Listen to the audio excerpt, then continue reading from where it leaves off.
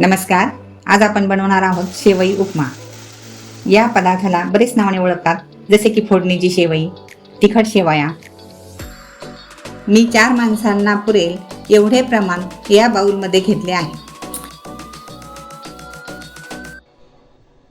शेंगदाणे, जिरे, मोहरी, हळद, मिरच्या, 1 कांदा, 1 टोमॅटो, कढीपत्ता, कोथिंबीर, चवीनुसार मीठ आणि वाटाणा नसला तरी चालेल.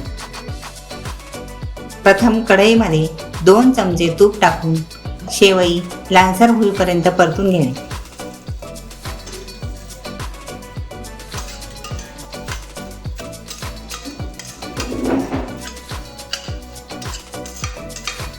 बघा, आता शेवयांना मस्त ब्राऊन कलर आलेला आहे. त्या आपण आता एका ताटात ओतून घेऊ. आता आपण कढईमध्ये 1.5 चमचा तेल ओतून घेऊ.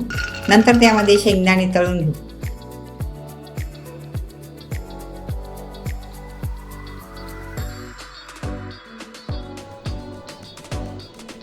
मग जिरे, मोहरी फोडणी करून त्यात हिरवी मिरची, कांदा, कढीपत्ता, टोमॅटो परतून घेऊ.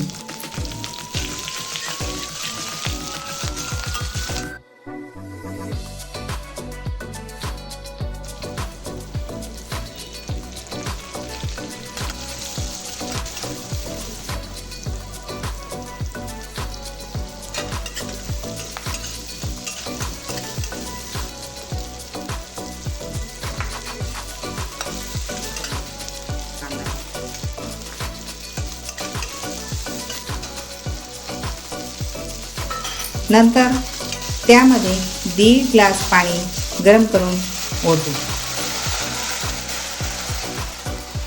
पाणी गरम केल्यामुळे शेवई लवकर होण्यास मदत होते.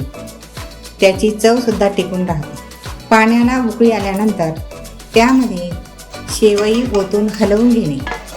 नंतर त्यावर झाकण ठेवून 10 ते 15 मिनिटे मंद आचेवर शिजवू द्या. मध्ये मध्ये झाकण काढून हलवून घ्या.